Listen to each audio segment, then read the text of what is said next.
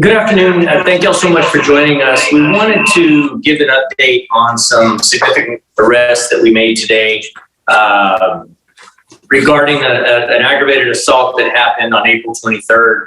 As you may or may not know, April 23rd of this year, in the 11,000 block of Lavernia Road, we were called out that morning for a report of an injured person. When deputies arrived, patrol deputies initially arrived, they found a young man who was later identified as 24-year-old Joshua Sandoval, tied up, mostly nude, and suffering from just severe injuries is what we knew that day. Since that time, we've come to find out that he was actually suffering from several gunshot wounds. However, he was alive and remains alive to this point, although substantially injured as a result of this aggravated assault. In the days that followed, I can tell you that what I witnessed firsthand was just some inspirational police work on the part of our TAG deputies, our homicide deputies, people from the SCORE unit, K9 unit, a bunch of units working together to try to bring the suspects in this case into custody.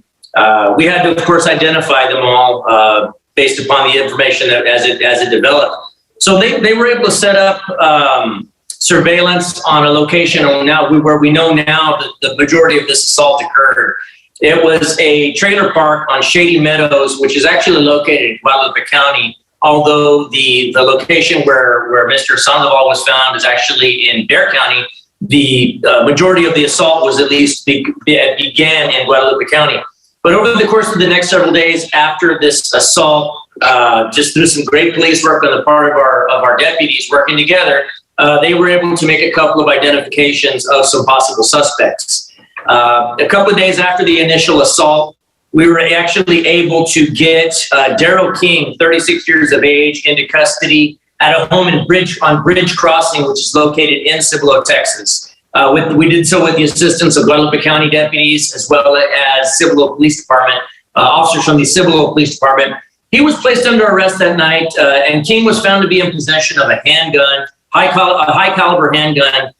He was on parole at the time, or is on parole, and he was found to be in possession of that weapon. He was placed under arrest for possession of that weapon, which is a violation of his parole, where he remained in custody in Guadalupe County.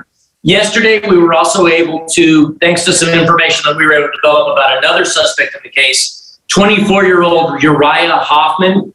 He was actually found yesterday by TAG deputies at a homeless encampment near Nacogdoches and O'Connor. Now, through the course of the investigation, what we were able to find is that on April 22nd, the night before Mr. Sandoval was found, Uriah Huffman and the victim in this case had been involved in a disturbance which turned violent. During the course of this violent encounter, one of the suspects reported that Sandoval actually struck him in the face with a guitar. That suspect Huffman then left the location, contacted Daryl King and told him about the fight that had occurred where he'd been struck with a guitar. Between the two of them, then they came in, they assaulted the suspect, Joshua Sandoval, with the handgun. King pistol whipped him with that handgun, as a matter of fact. Between the two of them, they quickly overpowered Sandoval. They tied him up with rope and with some zip ties that were there on the scene. They then used a knife to cut his clothes off of his body. That, at this point, we can only surmise that was done in an attempt to humiliate and terrorize the victim. He was then thrown into the trunk of his own car, and he was transported from Guadalupe County to the location on Lavernia Road, where he was eventually found. Once there at that location, the suspects, at least one of the suspects, shot the victim several times in the head. And it's a miracle that the young man survived. At this point, what we can tell you about his injuries is that they're pretty substantial. On the day of the actual incident that he was found, he did lose an eye. That eye was surgically removed in the aftermath of the attack itself. And I mean, I can't even imagine what this young man went through and from the best we can figure, he was laying out there for about 5 or 6 hours, tied up, shot, bleeding profusely, and just basically waiting to die where they had left him. Can't even imagine what this young man went through to this point. However, one of our detectives was able to communicate with Mr. Sandoval yesterday in the hospital. And although the young man is mostly nonverbal, obviously through his the extent of his injuries and some sedation that he's under, he was able to convey to our detective that he just really wanted us to catch the people responsible for this. So we did our best to assure him that that would happen, and at this point, that has happened. Last night, after we were able to take Uriah Huffman into custody, he was a warrant was walked and he was booked. And then earlier today, we obtained warrants for Daryl King, which, as I mentioned, he's still in custody in Guadalupe County, but he'll be booked for those additional charges as well once he's extradited back to Bexar County. Esta tarde nosotros vamos a dar más información tocante un intento de homicidio que ocurrió el día 23 de abril en 11,000 Lavernia Road en el condado de Bexar. Se encontró una víctima, un hombre de 24 años de edad, Jasper Sandoval.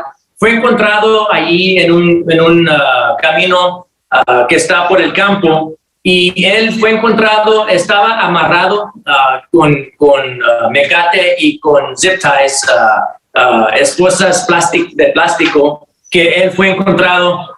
En esos momentos no sabíamos qué tan herido él estaba. Supimos que las heridas de él eran serias, pero ya se sabe que esas heridas son varios balazos que él sufrió a las manos de estos sospechosos. Se aparenta que la noche anterior la víctima fue involucrada en un argumento que escaló hasta el punto que él y uno de los sospechosos, Uriah Huffman, 24 años de edad, ellos empezaron a pelear. Se aparenta que la víctima le pegó al sospechoso en la cara con una guitarra. El sospechoso se juntó con el otro sospechoso, Daryl King, 36 años de edad. Entre los dos hombres asaltaron a la víctima, lo amarraron y le cortaron toda la ropa. Lo echaron en la cajuela del carro de la víctima. La víctima fue llevada del condado de Guadalupe hasta el condado de Bexar, en la calle Lavernia, donde lo asaltaron, lo sacaron del carro y le dieron varios balazos en la cabeza. Afortunadamente, la víctima sobrevivió sus heridas. Hasta estos momentos sobrevive esas heridas, y él está todavía en el hospital en San José, donde todavía está en condiciones críticas, pero va mejorándose con cada día. Ayer una de nuestras oficiales tuvo éxito en hablar con la víctima. No pudo hablar con palabras, sino que haciéndole señales a la detectiva. Le quiso dar a saber que él nomás quería que nosotros arrestáramos a las personas responsables. Ayer nosotros tuvimos éxito en encontrar a Uriah Huffman, 24 años de edad, en un campo de personas sin hogar cerca de Nacogdoches y O'Connor Road. Él se enfrentó con ese cargo de secuestro con agravantes, y nosotros ya hace unos cuantos días habíamos arrestado a Daryl King en la ciudad de Cibolo, en una calle que se llama Bridge Crossing.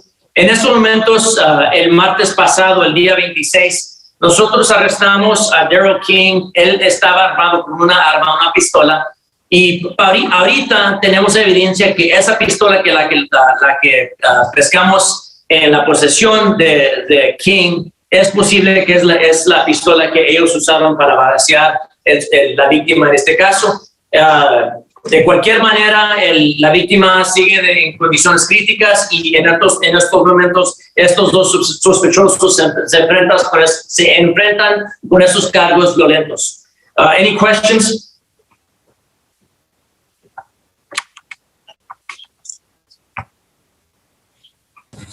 Hey, Sheriff, real quick. You said that the victim, Sandoval, was actually with Huffman the night before he was assaulted, and he hit Huffman with a guitar.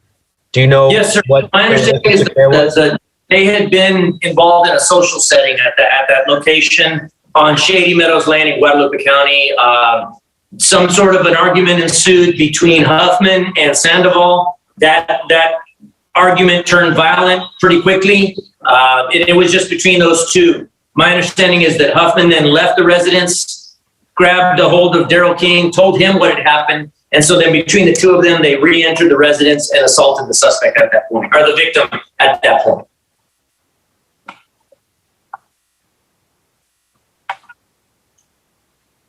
Any other questions on the aggravated kidnapping case? There are still persons of interest in the case. At this point, I'm not at liberty to discuss those names. However, we would ask anybody with information to shed on this case, or if they suspect they may be one of these persons of interest, we would rather that they find us before we find them. And we would ask them to give us a call at 210-335-GANG, 210-335-GANG, and we'd love to talk to them and hear whatever it is that they might have to shed on this case by way of information. Any other questions on the aggravated kidnapping case? One more, Sheriff. We saw in an affidavit that Sandoval's mother had said that he came home and his car was missing without his car. His brother then found the car and returned it home. Sandoval, the victim, then saying, "You don't understand how much trouble you just got me into." Any idea what that might have been about? Is he involved with these people through some drugs or something like that? Well, I think that they were all involved in the drug trade to some extent. Certainly we've said it before, that when you engage in a high-risk lifestyle like the drug trade, either as a client or a buyer, unfortunately, or as a seller or a buyer, unfortunately, you're dramatically increasing your chances of becoming a victim of violent crime. Now, that's not to say that this victim bore any responsibility in what ultimately happened to him. But I can tell you through these associations, my understanding is that at some point, these suspects came to be in possession of his car that was given to him by a family member. He and another family member went and retrieved that car back from the suspects. And then it's at that point that the suspects, it would appear, at least in the estimation of the victim, that initially what he told his mom is that he felt that he was going to be in trouble for having gone back and retrieved his vehicle from these people.